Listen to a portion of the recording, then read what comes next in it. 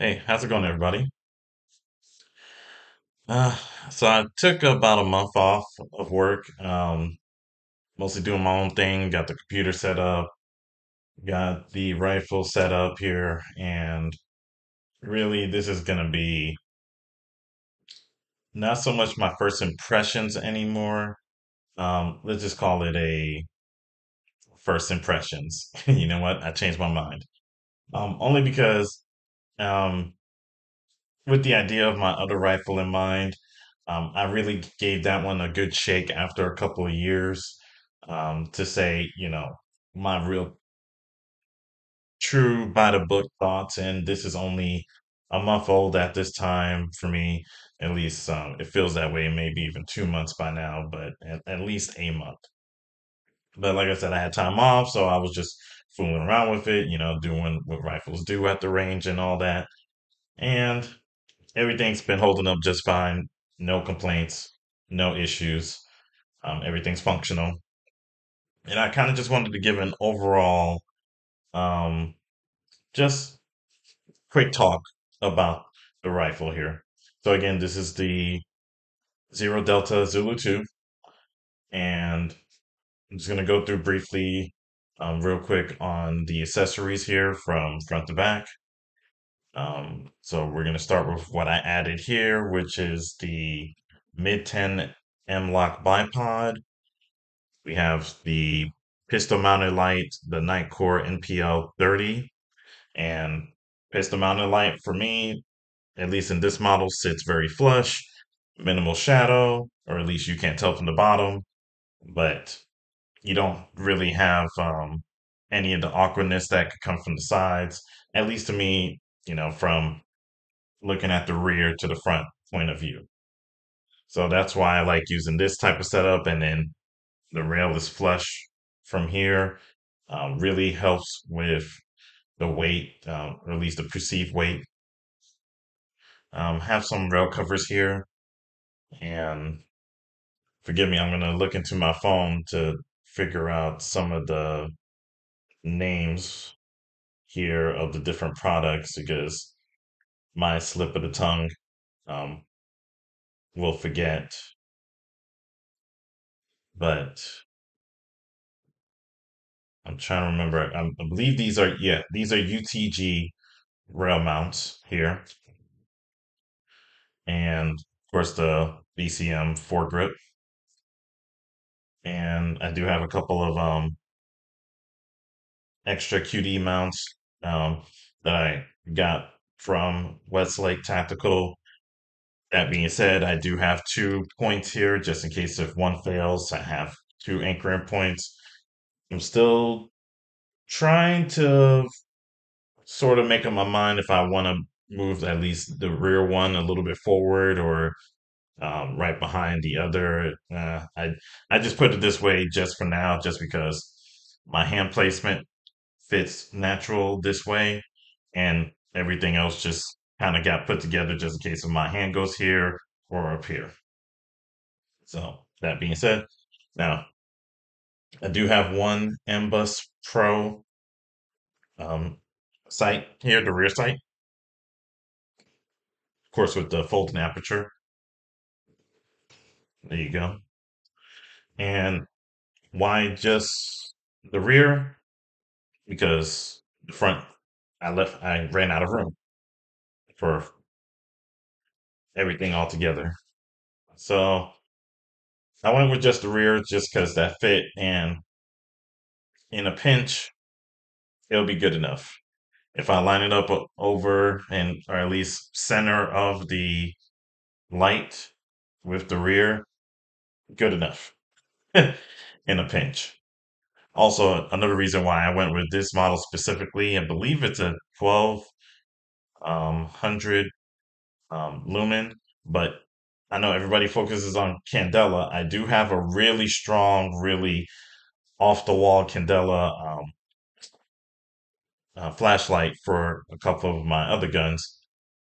My own personal defense story with super strong Candela was that when I had in that incident to point the light at someone's feet to kind of get a flood for like what they were doing with their waist to hips, and basically the candela was so strong that I could only focus on what was at their feet because that was the widest point, and it kind of messed up like with my situational awareness of what they could have been doing with their hands above their waist, because I was really only able to see at the waist level, like because the spill um really didn't catch my attention as much as the beam of the light being focused on where I had it at toward the feet. Of course, they ran off, but I have that story already told. But that being said, that hyper focus on the candela did not work well for me, just because, again, my attention was so focused at that point that I was missing out on the overall image. And at least from my run of the mill applications of when I'm using this piston mounted light, that it provides a strong enough spill that I'm not hyper fixated on the focal point and I kind of get a broader image, so to speak. If that makes sense, you're free to comment on it below. Probably with my, um, excuse me, Mac Pro, like Mac Pro Light, at least this coming off of the CMG Resolute that was packaged with it. Since I put a LPVO on that one, I moved this one here, and I want to say that it's working out fine. That's the way it is for now. Got to give it some time, um, because this wasn't its original application, or at least for the red dot, it was on my other rifle. So take that for what it's worth. It worked on there. It's working on here. We'll leave it at that. Lastly, being said, it did come with a metal mag, which I actually put on the Resolute because I think with its Cerakote job, it actually looks better.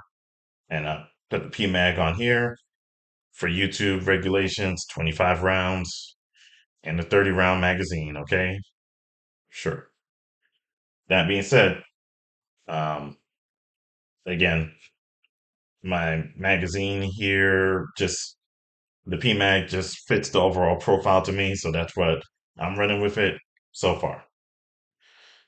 Gen 2 PMag, I should say, no window. That being said, everything else kind of from there on, the trigger, the ambi safety, the stock, the grip, pretty much untouched. And I will say on the stock itself, I do have one that's on a hopefully to be non SBR for just, I have it for something else that the quality is still the same. So no hiccups there. Um, it has a rip stock feature, like you kind of just rip it and it sets itself. Not on this, but on the other item that is in the limbo right now as far as SBRs go. That being said, it does have that same tab, at least the pin back here. I'll bring this up, but the pin right over here, down here below my finger, that pin is can be loosened depending on where it's configured. So just something to note on that when it comes to the Mission First tactical stocks. And that being said, the one thing that I did change pretty quickly, um, or at least in my mind is quick, was the Wolfpack Armory charging handle. And this is a version 2. Um, I kind of just ranted on it just in and itself for charging handles in general. But I think as far as how it looks on here, oh, excuse me, I'm trying to orient myself correctly here. but how it looks, and at least let me twist this around here, give you a different look here. There you go. And I think it fits the overall profile well, and it's been working absolutely without any issues. So there you go.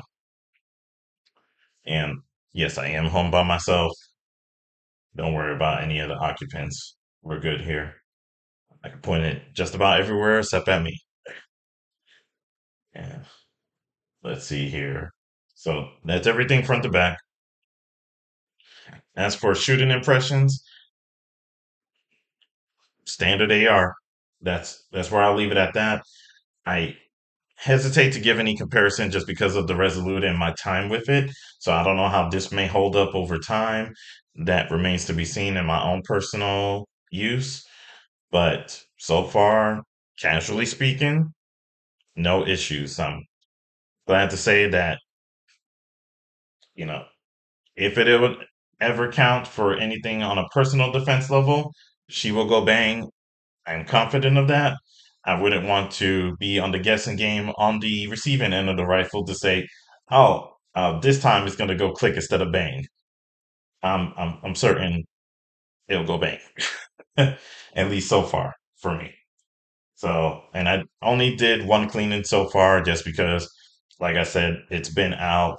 Um, it's been being out since I had, the time for it, and overall, I'm happy with it. It's my alternative. It's my second go around as to, what are the more basic feature sets that I would appreciate from this rifle, more so than what I did with the Resolute, which was kind of, okay, what's a good in between from a super Gucci tier to a poverty pony, and what's my middle ground here as far as features and looks go. So that being said, asking my friends about this rifle, I kid you not, this thing has been getting more compliments than my Resolute. I don't know how to feel about that because this thing was significantly cheaper. Like we're talking 35% cheaper. No, 65% cheaper. Well, I mean, minus the red dot that I took off from the original. So it's like, what are you going to do? Uh, I'd probably say this is because it's a newer type of rifle, the 223 Wild kind of gets a little bit more, I don't know, pizzazz out of it. But that being said, everything has been flush, functional. I have no clearance issues. I got no awkwardness. So it's kind of like the platform has been sleekened out. There's over 200 AR manufacturers out there that are using the platform. So it's kind of like everybody has their own little twist on it. And as far as I am impressed with, I like the fact that you could get a lot for your money out of a manufacturer like ZroDelta, out of unbranded AR, and other companies come to mind as well, like maybe even Diamondback or Radical, uh, Anderson. You pick it. There's a lot out there. You have options. You don't need to spend the 1,500, the 2,000, the 25, the 3,000. You can if you want to, but especially when you're crossing that 2,000 line, there are some diminishing returns, and really, I would say anything past 2,000, you really should be looking at to things that are going to be suppressor host at that point. And really, some of those options are available between the 1,000 to 2,000 mark too. So, you don't even need to necessarily spend over 1,000 either at this point. And there's a lot of good options, including this one, especially this one under 2,000, or excuse me, under 1,000 is what I meant to say. Side note, on the magazine too, I did read at least on their newest their newest ad, or at least, no, their newest web page update on the rifle that it's coming with a mission first tactical mag, if I recall correctly, MLT. No, excuse me, MFT. So, or you know what? Maybe it was a Lancer mag. Never mind that. Excuse me. Must have been a Lancer mag. Um, but don't expect the metal mag to come with yours. Is basically what I'm saying. Part of the reason why I'm not even discussing it or bringing it into the picture right now, just because, again, for YouTube, 25 rounds out of 30, and you know, I don't want this to say this will be exactly representative of what you get. This is just what I purchased, what I found, what I have been toying with, so to speak. Okay. So your mileage may vary a little bit depending on the accessories and the availability. Because now, at least with the Israel Palestine conflict, maybe hopefully more of these will be being sold. And especially you might find that happening because while the IWI Zion has been the like go to under $1,000 for a lot of people, or at least it being recommended. As of right now, there's a lot of discourse whether you want to support Israeli industries. Not a topic that I'm going to get into. Don't feel one way or the other because I think both sides have faults, and it's been a long, drawn out war. So um, look for other options that aren't politically driven, if you wish. That's fine. This is one of those options. Go for it. In the event of this coming out in the future, sorry for my previous comments, in case information changes or whatever. That being said, I think I'm gonna wrap it up here. If you have any questions, feel free to sound off. Again, I think the Zulu 2 is good to go. Give it a shot. Um, big thank you to ZroDelta for getting back to me for any questions or inquiries that I had. And I definitely highly recommend this rifle. So, um, thank you for your time. Take care. Have a great one.